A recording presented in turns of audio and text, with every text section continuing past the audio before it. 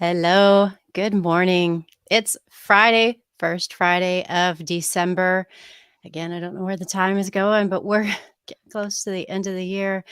And in just a month, I'm going to have to start remembering to write 2023 on my dates. I'm not even used to writing 2022 yet. Not that I write it down a lot. Well, okay, I type it. Me I either. type it, but autocomplete helps, so it's not too True. bad. Welcome everyone. I see we're busy in the chat, and yes, I see people are kind of dissing my code red there. You better watch it there, Jeff. I'm watching you. I got my eyes on you. Um, we were just chatting in the green room and getting ready for the day. Um, Rob likes to mess with people and write this 1922. How old are you? Anyway, get off my lawn. So welcome. We have a special guest today. John is with us, and he's going to talk about OIDC SSO. It's going to be a good, interesting topic. And we are not tempting the demo gods today. We're going to show a quick video on this, but we got a lot of fun things to talk about. As usual, we are going to talk about community and meetups, and then a little bit of product news, and then jump right into the topic. So, anybody do anything fun this weekend? Not really. I'm actually looking forward to kind of a more chill weekend. I feel like, coming off Thanksgiving craziness and have a little bit of a breather before Christmas craziness. So yeah, just kind of hanging out. There's a lot of good sports this weekend with the World Cup and everything. So just gonna take it easy, but I'm excited about it. No weddings? What? No, I know, not until later this month. About 2 That's fair. weeks. That's a running joke for those that don't know, because it seems like Alexa's always going to a wedding somewhere. She's got a lot I of think it'll be friends. my 7th of the year. Wow. What about you, John? Anything fun? Celebrating my soon-to-be 7-year-old's birthday, so that'll be Aw, fun. Oh, Yeah, nice. Oh, awesome. nice. Yeah, he'll both go ahead. he'll turn 7 on Wednesday, so we're gonna do a birthday party over the weekend. Nice. Very nice. Both of my kids had birthdays last week, right before Thanksgiving. So we had some fun there. And There you go. I have a teenager and a preteen. And wow, well, I don't know where it all goes, but I remember 7, and that was a fun age. hmm Not that 15 and 12 aren't fun. They're just fun in different ways. And yeah, Jeff, congratulations on your move to Washington last Monday, and you'll probably be knee deep in boxes for a while, unless you're a fast unpacker. I am not. It takes me weeks. Okay, it takes me months. I mean, I'll get most of it, like the important stuff, like, the kitchen and the bedrooms and things you really need. And then there's always those last 5-10 boxes that just hang around for months, maybe a couple years. I don't know. Oh, wow. So, Becky, There's let me always that ask you. one It's true. lingering box. There's always one lingering box. Yes. So when you get back from a trip, do you unpack your suitcase right away, or do you wait?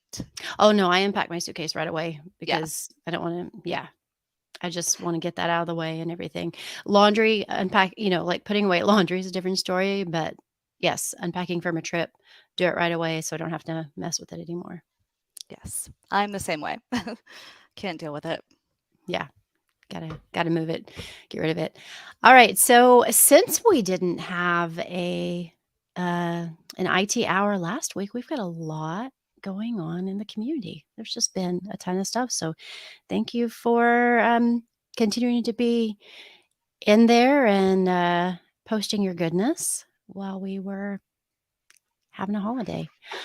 First off, I posted a favorite things holiday wish list thread, and a few people have started to jump in there. So we would love to hear what you want for the holiday, just for fun, just for something fun and interesting. See what everybody's wanting to do for the holiday. Like, what do you want this year? Kelly posted some really cool stuff. And I put a couple of things in there that I'm kind of looking at. I'm not going to spoil what I'm planning to get for people, but just having some fun with like some techie stuff and some non-techie stuff. Let's see what y'all are looking for this holiday season, whatever type of gifting you do. So join us on that thread. We've got a couple of unanswered questions that it would be nice if anyone has any insight into getting a non-public phone number into MFA fields and extending machine auditing. We will link those so that you all can maybe hop in and help those. And then we have a bunch of new scripts. We've got a few teammates that have been busily putting in some new help there, and these are awesome. And I just wanted to call out Sean and Jurgen and Joe Workman. They've done several. There's a nested JSON body in PowerShell. There's SIEM integrations for Sentinel, Splunk, and Datadog, a script for bulk importer for Windows Advanced custom registry keys, rename host names from JumpCloud display name workflow, and automate group membership of Silicon and Intel-based Mac OS devices. Ton of great stuff in there. Please feel free to check those out or add your own. I know y'all are constantly making new and cool things, but we're trying to add some new and interesting things and add some value there for y'all, so you can find some new ways to do your work. And then David Worthington did a post about licensing M365 users through a JumpCloud group, so go check those out. We will drop some links in the chat, but also in our recap that we do each week in the IT Hour group, which, by the way, if you're not a part of that or not subscribed, please go do that so you can see our show notes and have the links to everything that we're talking about. And with that, let's see, Alexa, what's going on in the meetup world? Yeah, so got a busy month. It's the end of the year, but we are still chugging right along. We've got 5 meetups this month. We're kicking off next week with 2. We've got meetups for our Chicago group and our Denver group as well. So Chicago has always been strong. We've been meeting pretty regularly, but we're really excited to reactivate the Denver group. So if you're in the Denver area or will be next week on the 7th, check it out. It's going to be a lot of fun. We've got a big presence in Denver. That's where our headquarters is. So we're going to have a lot of the JumpCloud team there, which I think will be really fun if you want to get to know the team. And yeah, the week after that, we'll have 3 meetups, one in Raleigh, in DC. Again, those are strong groups for us, and we've been meeting pretty regularly. And then we're also excited to launch our Sydney group officially. So we'll have a meetup, a kickoff meetup for that group, led by Adam Fulb, JumpCloudian. So we're really excited about it. It's hard to believe that we're already wrapping up this year. So we're excited to get together one last time. We'll be talking about 2023, preparations and readiness, but we're also just going to wind down. It's been a crazy year. Every year is crazy, but come hang out, chat with folks who kind of know what you went through. Commiserate if you want to, but also enjoy some food and some drinks on JumpCloud. And yeah, get ready for another year. So we're excited. I will include the links to all of those meetups in the show notes, and make sure you're a member if you aren't already. Yeah, looking forward to those. I know if you all were here at the last one where we had Chase, he will be helping out with the Denver one, and I think Scott is probably going to be there too, and he was in the one prior to that, so you already know some of the faces, and they're pretty cool. So it should be a good time. That's right. Yeah, looking forward to it. I saw in the chat, Kelly is planning a meetup next week for the Portland group, which we haven't officially set up the Portland group through our JumpCloud network, but Kelly, that is on our radar, because we would love to get involved with you guys. You guys are doing some awesome stuff. So we will keep that on our plan for 2023. Yeah, absolutely. Stuart, weekend plans, looking for my car keys. Oh That does no. not sound like a fun, yikes. That's Shoot. why we have a spare somewhere. I hope you find them. Yeah, You'll definitely. have to Hope keep you us find them. posted. Yes, let us know. Just a quick couple of things in product news. If you're following along in the product news forum, you will have already seen these, but just in case you didn't, uh, we do have a new JumpCloud case portal. This is actually, pretty exciting because this has been redesigned to allow easy viewing of all your submitted ideas and your support cases by any administrator in your organization. So not only can you see what you've submitted, if you have other people in your org who also submit cases, you can see those as well. So view current and previous support cases. There's additional filtering and search functionality, and you can search across subject, description, case number, reporter name, or email address. There's a really short video from Sura um, in the post, so you can take a quick look at what that looks like. We are very excited for those changes. It's been a long time coming, and we've had a lot of requests for that. So thank you to everyone who also gave feedback on that. And the next thing that we have been getting requests for is remote assist uninstall toggle. That is now available. Don't forget though that the default is on. So if you toggle it off, then you're good there. But if you have recently uninstalled the app, it's going to be important that you toggle the setting off as soon as possible because the new version of Remote Assist will be installed on your devices otherwise because of the automatic install uninstall. It's starting early this month. So you want to make sure that you go in and check that setting as soon as possible to make sure it doesn't get reinstalled on any of the devices where you may have uninstalled it. So that is also a post on the community. So make sure you go check that out. That's going to be important for those of you that didn't want it on your devices. And with that, we are bringing John Elton to the table. John, do you want to tell everyone a little bit about what you do here at JumpCloud before we jump into the topic? Yeah, hi. So again, my name's John Elton. I'm the senior product manager with the Cloud Directory team, and in particular, in this case, why I'm here is I'm the product manager for SSO at JumpCloud.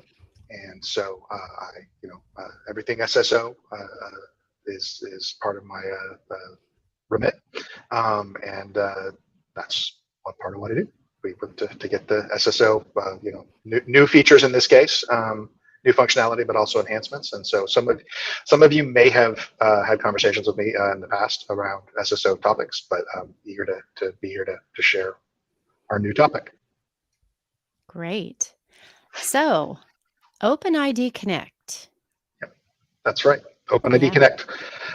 So we recently released it, and it is GA. So everybody will have everybody on their orgs will have access.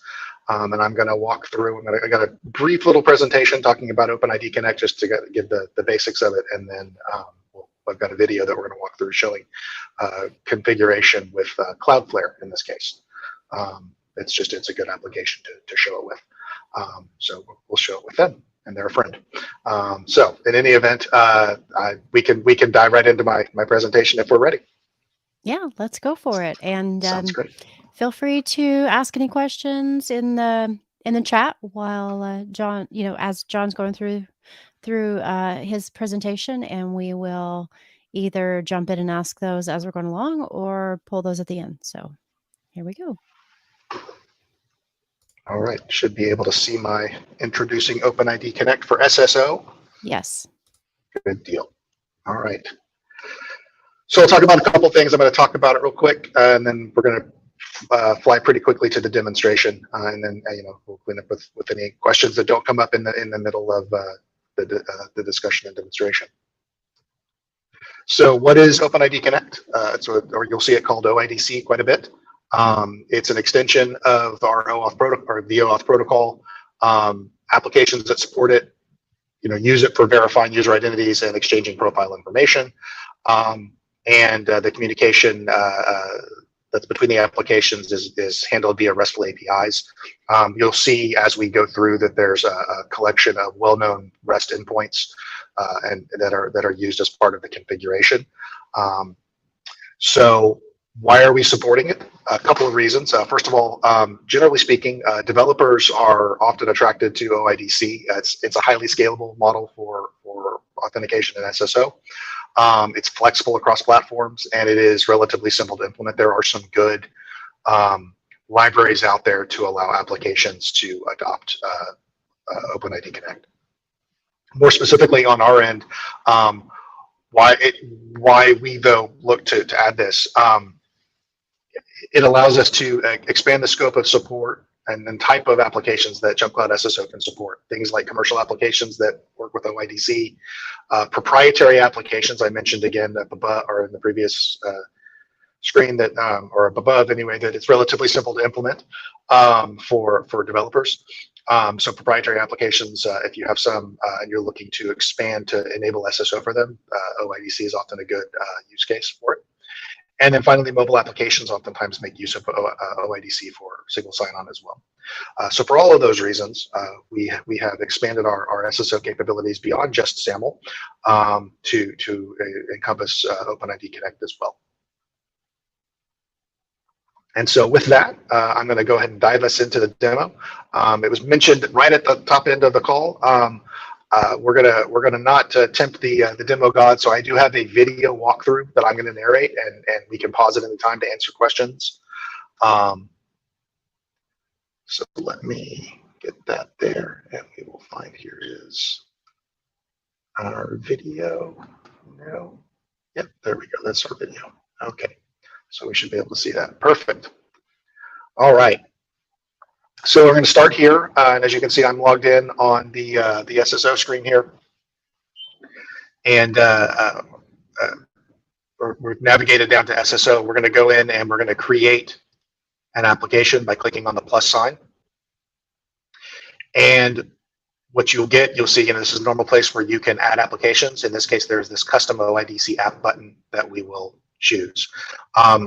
If you're familiar, I'm going to pause for a moment and kind of walk through this. If you're familiar with creation of SAML applications, whether either custom or some of our pre-builts, most of these screens should be fairly familiar to you. So we start with adding a display label.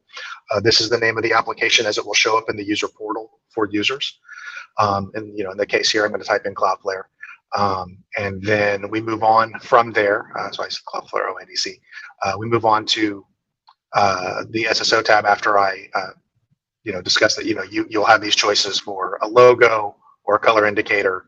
All of those are options that are available there. And now we'll move on to the SSO tab. Configuration of this, I'm going to pause for a moment again. What you're going to see, I'm going to go through these screens and you'll see me do the configuration.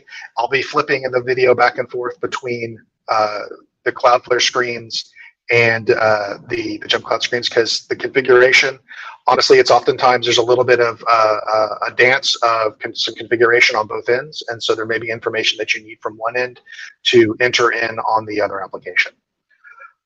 But the options here we have, I'm going to just again talk to this before we play the video. On the endpoint configuration, right now what we're supporting is for grant type is authentication code. That's the only grant type that we are currently supporting. We have that there. It's grayed out. You can't change it, but it's there for the information purposes to let you know that that's the type that we're supporting. Beyond that, then we have the redirect URI. And so I'm there in the video describing that. The next one there, though, there's the redirect URI.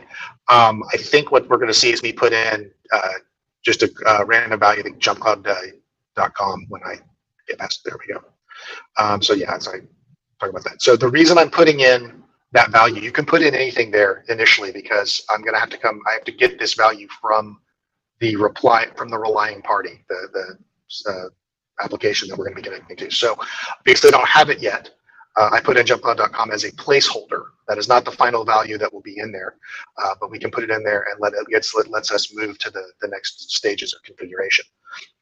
Then there's the client authentication type. You can see we have 3 options there: client secret post, client secret basic, or public, which is using public key encryption. In this case, I know that client secret basic is the type that the Cloudflare application that we're going to be using this with to connect with supports. So that's why I'm selecting it there, but that's information that you would need from the application. And then from there, we'll scroll down. Let me see if I can move. There we go. Better. They put the login URL. Again, that's just a temporary placeholder. Ultimately, that login URL is a bookmark value. It's the login URL that the application that you would use to log in through the application that will then push you over into the OIDC login. So it's you have to put a value in there, but ultimately you'll see we'll put in a very basic Cloudflare value.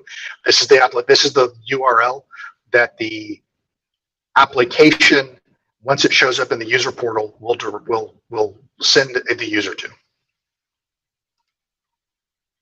So from there, we'll scroll down on the screen here in a moment, and let's look at a few more items. What we have there, again, for those who are familiar with existing SAML configurations, we have attribute mappings here as well. One point to make here, the attribute mappings, this is how you specify claims, which is a OpenID Connect specific terminology. But if the application, if you want or need claims, things like email or other types of attributes, username, first name, last name, all those values, you would go ahead and configure that the claims there.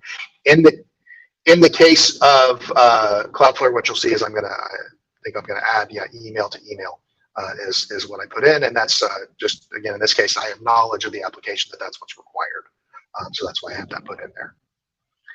There is, of course, also you can put in constant attributes. You can put in group attributes as well. These work basically the same way. If you're familiar with how they work with SAML, they work largely the same for OIDC or for the mappings. All of those, however, show up as claims. And then finally, I am pausing there. Down at the bottom, we have this note, this piece here, user consent. I'm going to read this real quick just because it's worth reading out. So this application defaults to automatically consenting on behalf of users. Users will not be prompted to provide consent. This is in effect saying that the admin in configuring this is consenting on behalf of users to provide the information in the claims, such as email above, to the relying party application.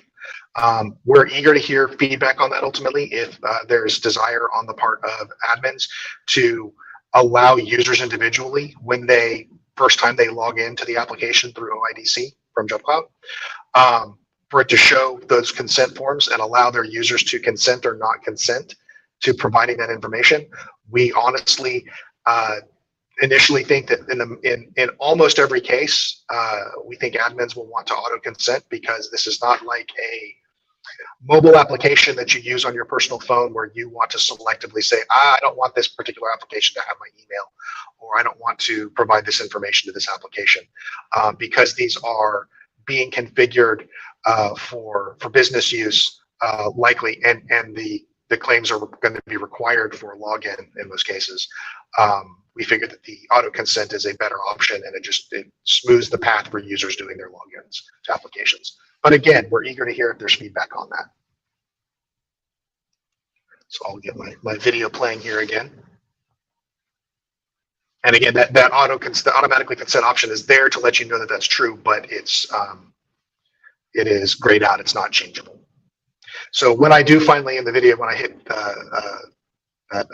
activate, it pops up this window. This is an important window to note.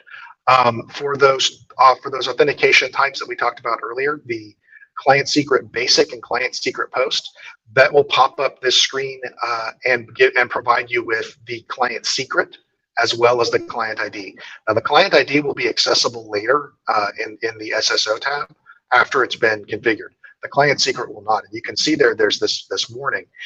Basically what it's saying is this client secret, this is your chance to get the client secret. So you would want to copy this out from here at this time. If you lose it or or for whatever reason you don't grab it here and you need it later, you would have to delete the application in JumpCloud and reconfigure it as a new application. So it's important that you do copy it out here for providing it then to the relying party application. And so I'm sure you mouse around there a little bit, and I'll talk about it on the video. But let's see here. There we go. So once you do have it, so okay, and so I'm actually going to pause again. What you're going to see is I'm actually going to copy it out of there, and I'm going to move over into now the Cloudflare screen to do the configuration. Now I had already configured the application, but I needed to, because I was adding it new on the JumpCloud side, I needed to come in and edit the configuration to provide the correct values.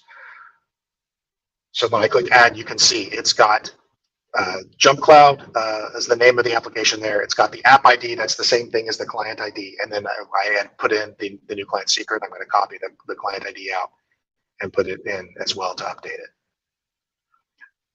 The other thing that you'll see is below, it's got these 3 values, these URLs. These are well-known endpoint URLs.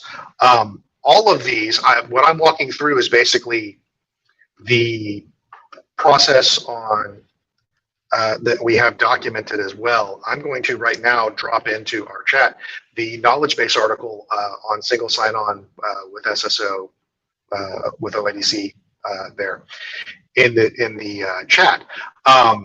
One reason I'm putting that there is that all of these URLs that I'm using are at the bottom of that article. So if you are doing your configuration with OpenID Connect applications, it's a handy link to have, not just because it walks you through these steps, but also because all of those URLs that you are likely to need in many cases are right there in the document. So we'll let this play through, and I'm going to talk about it there. So we'll flip forward a little bit. So the last piece that we're going to see here in the Cloudflare application, they talk about that this is the redirect URI. Now, if you recall back when we were looking at the configuration on the JumpCloud side, there were 2 URLs we put in as placeholders with jumpcloud.com. This is telling you that the callback or redirect URI follows this pattern. It's the HTTPS, your team name, cloudflareaccess.com, et cetera, all of that. So what you'll see is that I'm going to copy that out. And so, yeah, so I will copy that out. Make sure I get all of it. There we go. So yeah, with it copied out. And then basically what we'll see is as we flip back through, copy it, there we go. If I can get it copied right.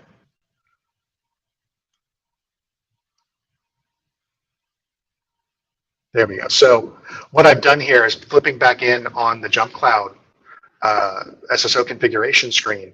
A couple things here. You'll see that this is after I'd configured the application in JumpCloud. I've opened it back up, and the endpoint configuration, the client ID is presented there as I had said, but there's no client secret. So we've moved past that, and so we copied it out before so that we had it.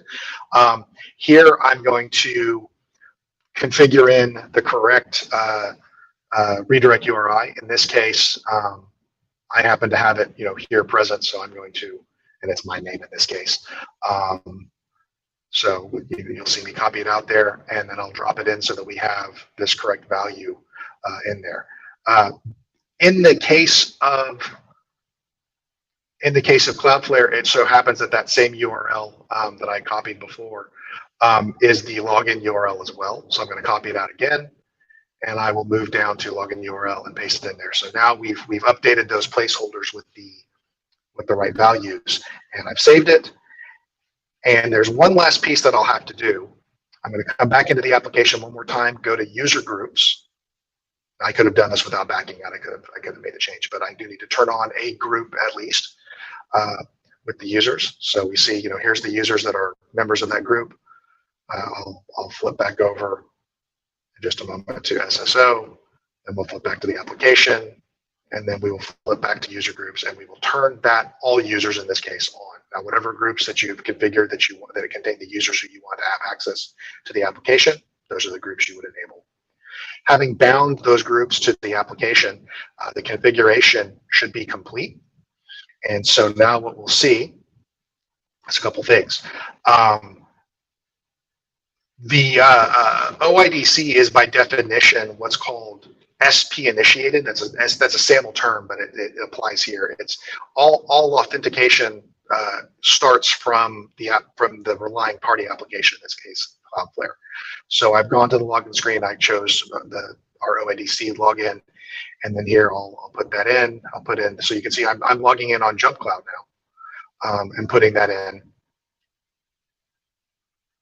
And having put that in, it will redirect me through. You can see the URLs bouncing around back and forth between the platforms. And so there I am logged in on the Cloudflare Access login panel. And so there that user has access to one URL in this case, but whatever the application would have, I would see. So that's basically a full walkthrough of the configuration, and you can see it working again for OpenID Connect for Cloudflare. That should be the end of the video. That is the end of the video. So I'll pause there, and we will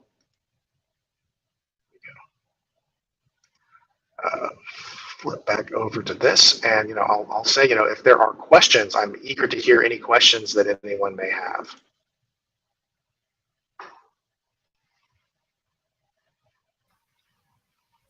I haven't seen any in the chat yet.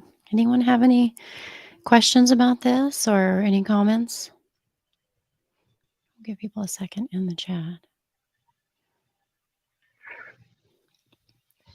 So it looks like Sean has one. So that's the bookmark functionality of the login URL. So it still shows in the user console, but functions as SP initiated? That's exactly right, Sean.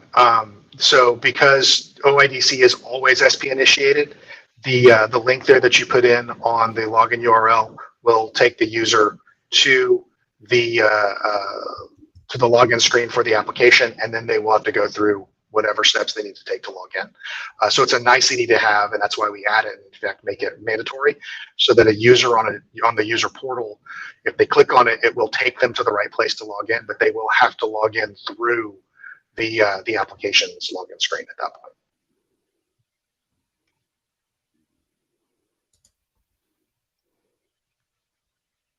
Let's see here. And then Jonathan says, the various terminology sometimes causes hangups for me. Do the tooltips provide some of the common other names? That's a great question. We have avoided adding too much of that in tooltips itself. The knowledge base articles do that to some extent, and we're eager, if we miss one, we're eager to hear feedback on those as well. So it's a good call out. I mean, even in the discussion today, is it a callback URL or is it a redirect URI? They're the same thing. So there's absolutely a few different names. So yeah, definitely eager to. We have a similar article already in place for SAML that we aim to have available for OIDC at some point, where it is a more exhaustive list of here's the names and here's all the variations on them. It's absolutely something that we plan to have published. I don't have a timeline on it, but we will have a knowledge base article like that. Yeah, I think a KB article probably is more suited to that. However, I think linking to that in the tooltips might, if that's possible, John, I think that might be a good way to do it, to say, hey, we don't have room in the tooltips, because that would get kind of long, but maybe you could say, hey, if you want more definitions, here's the KB article that lists these. Definitely. It's good. It's good feedback altogether, whether we get it in tooltips or KB or both. We do want to make sure that it's accessible for users to find that information, and so that they don't get wrapped around the axle on terminology. Yeah, absolutely. And I would say I I don't know if when we do the new KB, if there's going to be the ability to ask questions like that, but you can always ask in the community. You know, when John posts things in the community, like a new release or something, you can ask questions like this. Of course, here, but if we're not happening to be covering it at that moment in the IT hour, you can always ask in the community. Say, hey, here's a suggestion on something like this, like adding that to the tooltips or to the KB article so that we can make Definitely. sure that we get that to the right people. Definitely. And then let's see, I want to scroll back up because Nathan said, thanks for adding this. Always good to have more options to help enable connections to additional services. Yeah. And Will says, great use for the IT hour. We should do more of these. We are trying to do more of these, Will. So thank you for that feedback. We kind of try to vary it a little bit to have some more general IT topics, but then also have some demos and deep dives into different features and things like that. I think we may have another one coming up. Alexa, what do we have next week? That's right. Yeah, we're doing delegated authentication next week. Yeah. And then hopefully we'll have an end of the year wrap up on the 16th, since that'll be the last one of the year. But that's our plan for next year too, is to do some more things like this, where we really dive into features where you can ask questions of the people that know them the best. So yeah. And then Rob says, same, we don't have anything using this yet, but it's good to know that I'm not limited to services that only support SAML. And Hear, hear. yeah, absolutely. And Kelly says, I don't have any questions yet because I'm considering if there are any ways I can apply this. Let me speak to that real quick. I mean, basically, the key there is, look, SAML is, and then the reason that we've had SAML support for years is that SAML is still by and large the number one SSO protocol. But OpenID Connect, is around and it continues to grow, and it has more use cases for it. Like I talked about things like mobile applications and some other things like that. There are cases where applications may only be able to support OpenID Connect, or they may elect to support OpenID Connect. And this opens up the aperture to support those applications as well. Yeah, and that goes more toward what we're trying to do, being an open directory platform, Right. and pushing that more, where you can connect to more things in more ways. That's right. And Sean has a similar to Jonathan's question, would like to see the OIDC URLs in the UI, not just the KB article. Okay, that's a fair call out, and it's something that we can take back and noodle around with our team to see if there's a good way to put those in a visible and unobtrusive way. So definitely something that we talked about before, about do we want to put them in the URL or in the UI directly or not. But it's good feedback. Thank you both for that. Yeah, absolutely. And then one more from the other Sean. Okay, so an active SSO token for SAML would not work. If once authenticated through the bookmark, will the session still stick if they close the active window and use the bookmark a second time? I'm going to. I'm a little confused by the usage of SAML. They're not OIDC, but I think what's being asked is if there's an active session. It's not a token. There's an active session for the application. If once they are authenticated through the bookmark, will the session still stick if they close the active window? Yes, it will. Because the session is a login for JumpCloud, not for that application, right? So once the user is logged in through JumpCloud, if they go back in and click if they have to go through a login process even again with the application, it's going to flow them right through. It's not going to ask them to log in to JumpCloud again if their JumpCloud session is live. Yeah, Sean's clarifying in the chat, if the session still stays active, yes. Yes. Okay, very cool. And then Jonathan says, and for the visual people, a link to that demo video would be lovely in the config page. Oh, okay. Okay. That's good feedback too. John, We're, we we're we have working a to have few that. options. Sorry. Yeah, apologies. We're also working to have that config video up on YouTube at some point. So that's something that will. That's exactly what I was going to say. We could actually put that on our YouTube channel, and that way it would then we can link it from wherever, like a how to config either on the KB or even in the community, because we can embed those YouTube videos on the community. Yep. So yeah, I think that's great. The more walkthroughs that we have like that, the better. Rob says, plot twist. They post this version of the video with both mouse cursors just to keep us on our toes. Well, we are streaming this to YouTube, so technically it will be available after the fact with both mouse cursors just for kicks. So there you go. Any other questions on this? And John's available in the community. He did post a quick, hey, we're going to be talking about this. So you find that post, then you will be able to mention him and ping him if you do have any follow-up questions. Let's see. We had please feel free to post more in the chat if you think of something. I'm going to jump over to IT news. We had a couple of things that thought might be interesting. Wait, import it to YouTube with the third mouse cursor from the upload machine. Mouseception. Rob, you're ridiculous. But that's no change from any other week. IT news. Let's see.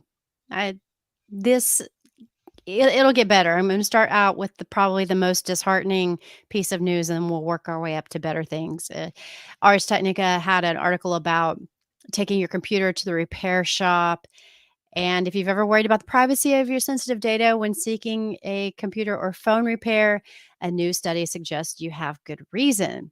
It found that privacy violations occurred at least 50% of the time, not surprisingly with female customers bearing the brunt. Not fun. Researchers at University of Guelph in Ontario, Canada, recovered logs from laptops after receiving overnight repairs from 12 commercial shops. And the logs showed that technicians from 6 of the locations had accessed personal data, and that 2 of those shops also copied data onto a personal device. Devices belonging to women, it says females, but women, were more likely to be snooped on, and that snooping tended to seek more sensitive data, including revealing and non-sexual pictures, documents, and financial information. And one of the researchers said they were blown away by the results. Especially concerning was the copying of data, which happened during repairs, one from a male and one from a female. We thought they would just look at data at most, but no, they actually copied stuff. So I guess maybe the takeaway from this is if your computer isn't broken beyond repair to where you can maybe secure or save your data off of your disk, maybe just be careful about what you do have on your computer when you take it in for repairs. Now, I know that no one here would do that, right? But it's taking it to a commercial shop when it's your personal computer and you maybe don't have time to repair it or work on it, cobbler, kids, shoes, all of that. But hey, maybe encrypt your drives. Exactly, Jeff. I would say that, if you have friends who aren't savvy enough to work on their own stuff, maybe just give them a little nudge to be careful with their data. And in other news, on Mac Rumors, they said LastPass was hacked for a second time this year. Information that was stored on a third-party cloud service shared by LastPass and parent company GoTo was accessed again. It was information from the previously hacked dev server was used in this one, but they did say that customers' passwords remain safely encrypted. They detected some unusual activity within a third-party cloud storage service. and it's shared by both of those services. They launched an investigation. They figured out that it looks like there was possibly some customer data, but passwords remain safely encrypted. So not so many worries there, but it's just be careful with your data out there, as always. And this last one is more fun. If you have not gone to Google yet, this was up yesterday, but it's still up today. Go look at the Google Doodle. It has Jerry Lawson, the father of the video game cartridge, up there, and it is really fun. I was playing with it this morning. You click on it and you can play a little game. And then once you're done learning a little bit about Jerry Lawson, you can actually go customize and create your own little game. You can play them and then you can edit them and do some little like the old school gaming cartridges and stuff. And it's really neat and it's a lot of fun. You can actually play a couple of the games as Jerry, little cute little Jerry running around and everything. And it's just really neat. So if you want to blow off some steam this afternoon, go play with the Google Doodle while it's still up there. It's really neat. And one of my first machines was, an Atari. Whatever the very first Atari was, I can't remember it's the 2600 or if that was the second one, but it was the one with the actual joystick, not the controller that has the wheel on it. And so yeah, those old school cartridges that was one of the first ones I had, besides Pong. I also had Pong, which did have the other controllers. Brett says 2600. Okay, yeah. I mean, that because I learned on an actual joystick, I have a really hard time with the stuff my kids have, like, the Microsoft controllers that have multiple buttons and like 5 or like 10 or 15 different things to do. That's too much for me. I guess I can't learn new tricks, at least not when it comes to games. So all of them could use the driving and paddle controllers. I mean, I literally just a button and a up, down, left, right. Frogger, Donkey Kong, all those fun things. That was my stuff growing up, Save the princess, get flattened by a few cars when you're jumping across the road playing Frogger. Oh, yes. Those were the days. That was fun. Alexa, what was your first? Did you ever play video games when you were young? What was your first? I'll say, yeah, I used to play with my brother. I have an older brother, and I feel like it was probably just the Nintendo 64. Yeah, we played a lot of Donkey Kong, Mario Kart. Yeah, absolutely. What about you, John? Did you play when you were a kid? Oh, you're muted.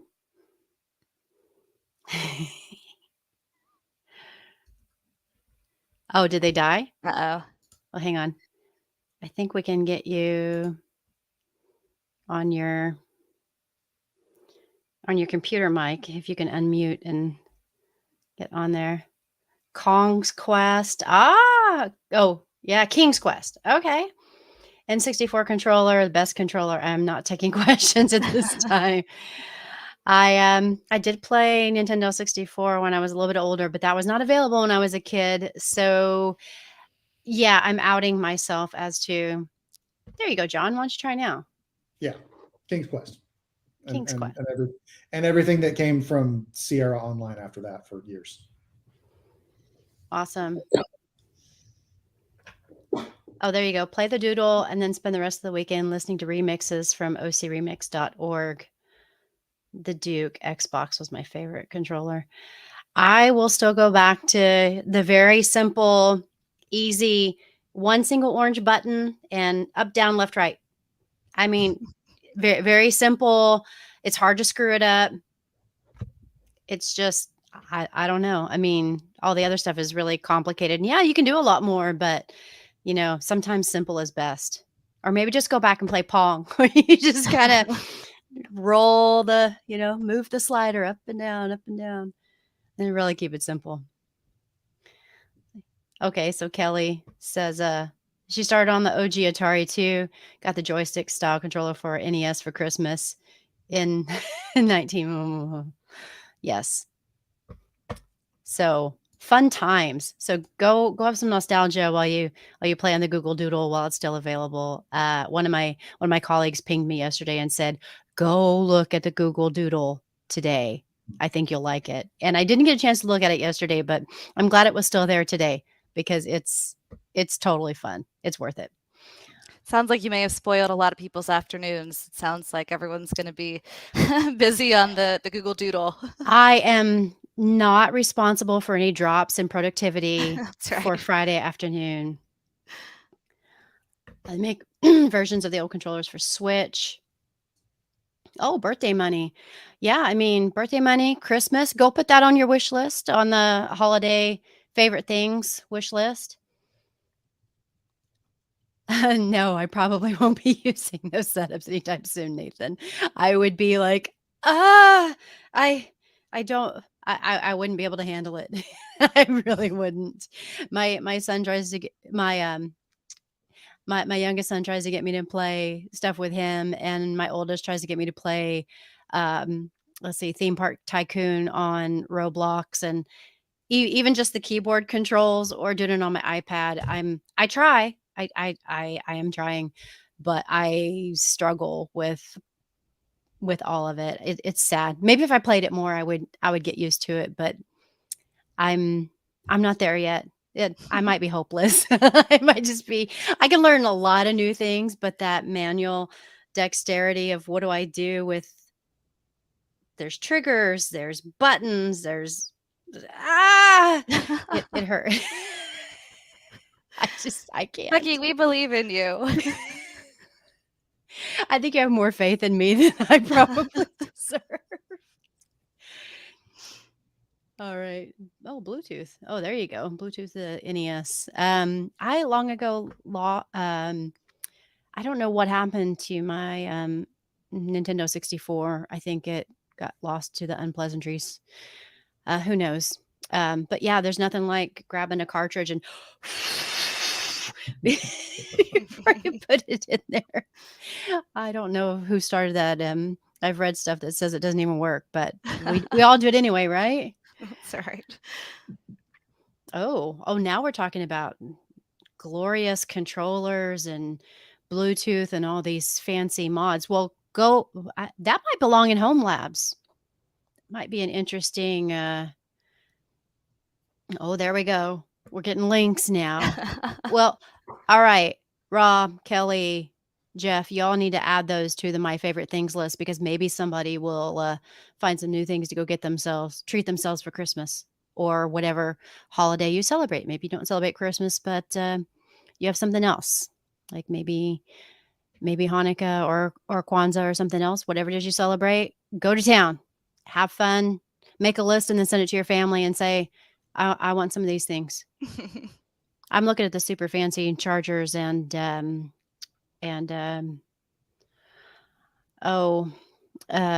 maybe some of those tactical barrettes that Kelly posted were pretty cool.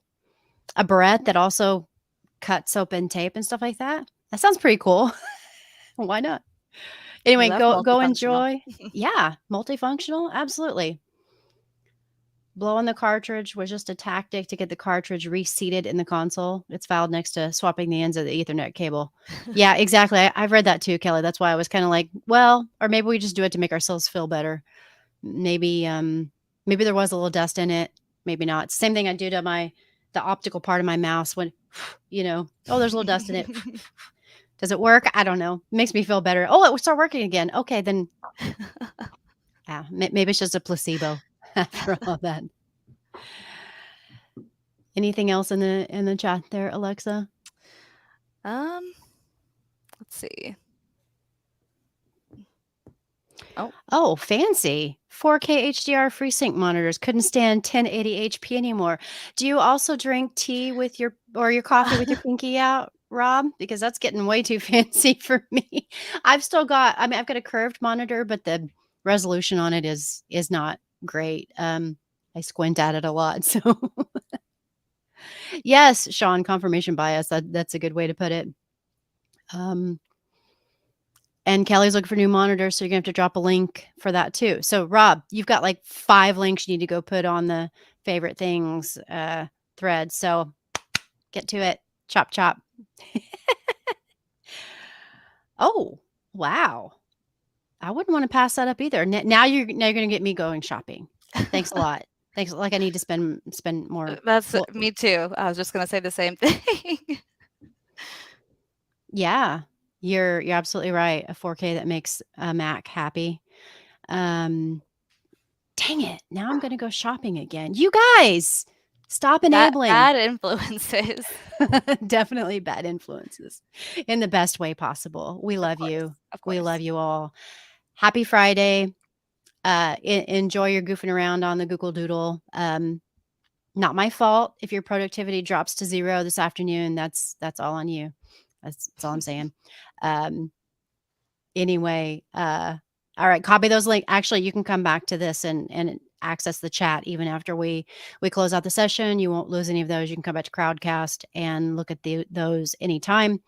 You will not lose those, so you can come back and grab any of those that you want. Have a wonderful rest of your day. Thank you for joining us, and we will see you all next time. Take care, everyone. Bye. Bye. Thank you.